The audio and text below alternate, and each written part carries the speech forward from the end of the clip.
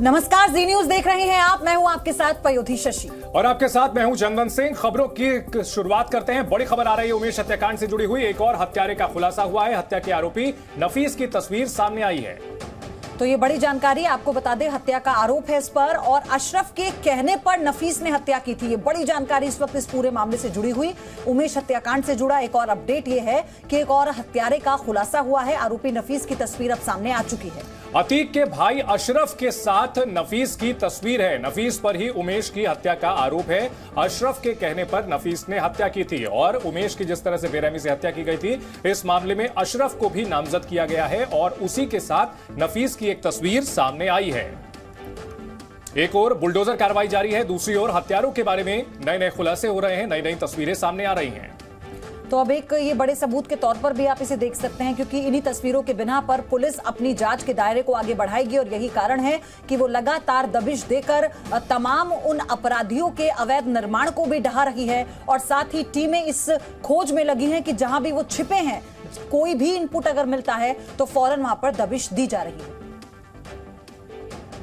हमारे सहयोगी प्रमोद इस बड़ी खबर पर हमारे साथ जुड़ चुके हैं। प्रमोद, एक और तस्वीर सामने आई है और अशरफ, जिसका नाम भी इस एफआईआर में दर्ज कराया गया है, उसके साथ जो हत्यारा है उसकी फोटो सामने आई है। क्या जानकारी? बिल्कुल, एसटीएफ जो है लगातार जांच कर रही है। उस जांच में अभी तक ये पता चला था कि जो गुजरात की अहमदाबाद की साबरमती जेल में बंद अतीक अहमद से मिलने के लिए गुलाम और जो गुड्डू मुस्लिम है ये गए थे। उसके बाद कुछ उनको इस बात की जानकारी दी थी और वो बरेली जेल में बंद अतीक के भाई अशरफ से मिले थे और अशरफ की एक तस्वीर सामने आई है कि जो सिविल लाइन इलाके में ई टाउन करके एक रेस्टोरेंट है, उसका मालिक नफीस उसके साथ बैठा हुआ था, उससे काफ़ी करीबी थी और उसी मामले में बाकायदा एसटीएफ जो है नफीस से भी पूछताछ कर रही है। और इस मामले में कई सारे ऐसे किरदारों के नाम सामने आए थे कि जब ये पूरी प्लानिंग रची गई है तो अहमदाबाद की साबरमती जेल से जो है प्लानिंग रची हुई है, वहाँ से ऑर्डर हुआ। उसके बाद बरेली जेल में जो अशरफ है उसने पूरा एग्जीक्यूट किया। उसने 2 लोगों को ये बताया कि इन लोगों को भी शामिल करना है। उसके बाद 7 जो हत्यारे हैं वो सामने आए थे जिन्होंने फायरिंग की थी और उसके अलावा भी मतलब बैकअप के लिए कुल 6 लोग और भी थे। तो इसमें करीब 13 लोगों के नाम जो है अब तक सामने आ चुके हैं और उसी को लेकर एसटीएफ की कई अलग अलग टीमें लगातार जो है जांच कर रही है। और इसमें जो हॉस्टल है इलाहाबाद यूनिवर्सिटी का जिसमें लॉ का स्टूडेंट था, तो उसके बारे में उसकी भूमिका भी सामने आई है। वही ठीक है प्रमोद, आपसे और भी जानकारी लेंगे, आप हमारे साथ बने रहें। तो बड़ा एक्शन लगातार जारी है और बड़ी अपडेट इससे जुड़ी ये भी है कि आज सफदर अली के घर पर बुलडोजर कार्रवाई चल रही है। ये बड़ी जानकारी है। सफदर अली अतीक का करीबी है और गन शॉप का संचालक भी है। तो अतीक अहमद के का साथ देने वाले, समर्थन देने वाले, जो भी लॉजिस्टिक मुहैया कराते थे, उन लोगों के खिलाफ भी कड़ी कार्रवाई जारी है और बुलडोजर कार्रवाई की जा रही है। योगी आदित्यनाथ, जिन्होंने विधानसभा में कहा था कि माफिया को मिट्टी में मिला दूंगा, उस पर अमल करते हुए एक और जहां अपराधियों का एनकाउंटर जारी है, वहीं बुलडोजर एक्शन भी लगातार जारी है। प्रमोद,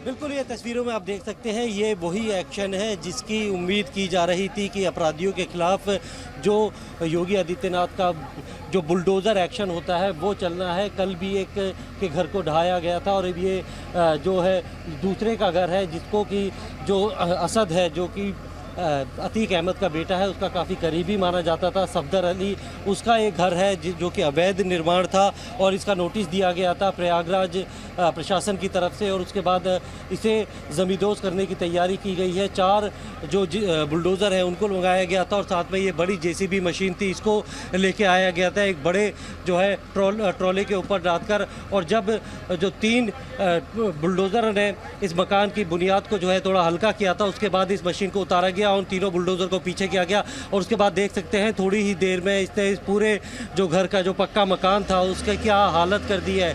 3 मंजिला ये मकान था और इसमें से लगातार अंदर तक ये बुलडोजर घुस गया है। और यहाँ से आप ये देख सकते हैं कि खास तौर पे इन दीवारों को, इस मकान के इस हिस्से को अभी इसलिए नहीं तोड़ा गया है क्योंकि इससे लगता हुआ ही एक और मकान है, कहीं उसे कोई नुकसान ना पहुँच जाए।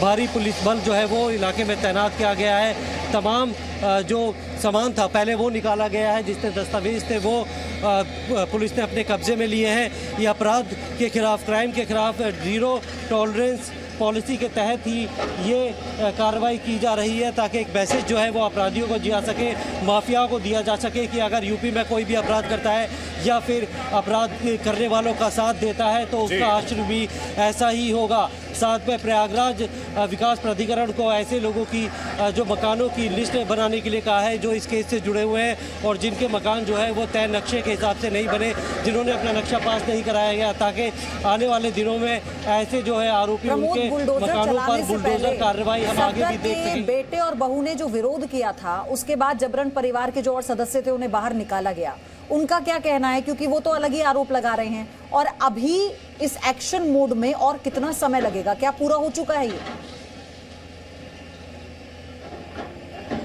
देखिए अभी करीब 1 घंटे का वक्त तो कम से कम हम कह सकते हैं, क्योंकि अब बुलडोज़र है वो अंदर की तरफ चले गया है। लेकिन जब इस मकान को तोड़ने की कार्रवाई की जा रही थी तो तमाम सामान जो है वो मजदूरों के ज़रिए जो है वो बाहर निकलवाया गया था और उस पर सफदर अली और उनकी बेटी यहाँ पे मौजूद थे। उनका ये कहना था कि ये घर उन्होंने कुछ समय पहले ही खरीदा था, उनको नहीं पता कि जब इस घर का निर्माण हुआ था तो इसका नक्शा पास कराया गया था या नहीं, यानी उनको खुद इस बात की जानकारी नहीं थी कि ये अवैध निर्माण था और यही वजह इसके तोड़ने की भी बनी है। एक नोटिस जो है प्रयागराज विकास प्राधिकरण की तरफ से दिया गया था और इस मकान को अब तोड़ा जा रहा है और जेसीबी मशीन जो है वो अंदर तक चली गई है और पिछला हिस्सा है, ये आप जो हिस्सा देखेंगे पिछला हिस्सा है, तीसरी मंजिल तक जो है वो इसे बुलडोजर का पंजा पहुंच चुका है। तौतीक अहमद जो कि माफिया है, उसकी पहले ही हजारों करोड़ की संपत्ति जब्त की गई थी, लेकिन उमेश पाल की हत्या के बाद अतीक अहमद के जो मददगार हैं, जो उसके सहयोगी हैं, उनके खिलाफ भी बुलडोजर की कार्रवाई हो रही है। प्रमोद, आप हमारे साथ बने रहें।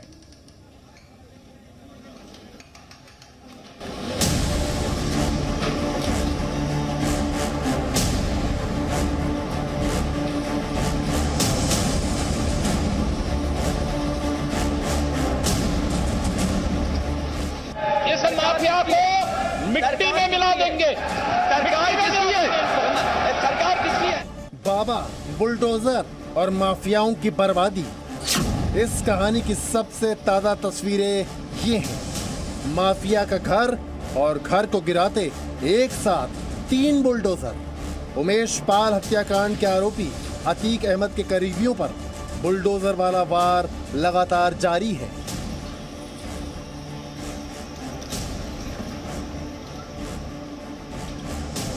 कल जफर अहमद के घर को जमींदोज किया गया था, तो आज अतीक के एक और करीबी सफदर अली के घर बुलडोजर पहुंचा। ये अतीक अहमद के करीबी सफदर अली का घर है। सफदर अली, जो कि अतीक अहमद का बेहद करीबी बताया जाता है, वो प्रयागराज में गन शॉप चलाता है। सफदर अली भी प्रयागराज के चकिया का ही रहने वाला है। सफदर पर आरोप है कि वो अवैध तरीके से हथियार अतीक गैंग को मुहैया करवाता है। आप देख सकते हैं कि इनको ऑर्डर मिल गया है और ये घर तोड़ने की जो है शुरुआत हो चुकी है। जिस तरीके से बुलडोजर एक्शन है और ये आप ये देखिए तीनों जो बुलडोजर है वो एक साथ जो है उन्होंने जो है ध्वस्तीकरण की कार्रवाई को शुरू कर दिया है और पूरे इस मकान को जो कि अवैध बना हुआ है इसे मिट्टी में मिलाने की कवायद शुरू हो चुकी है। पेड़ को सफदर अली के घर एक्शन के लिए एक साथ 4 बुलडोजर की टीम पहुंची। बुलडोजर चलाने से पहले सफदर अली के घर को खाली करवाया गया। एक्शन के वक्त बड़ी संख्या में सुरक्षा बल तैनात था।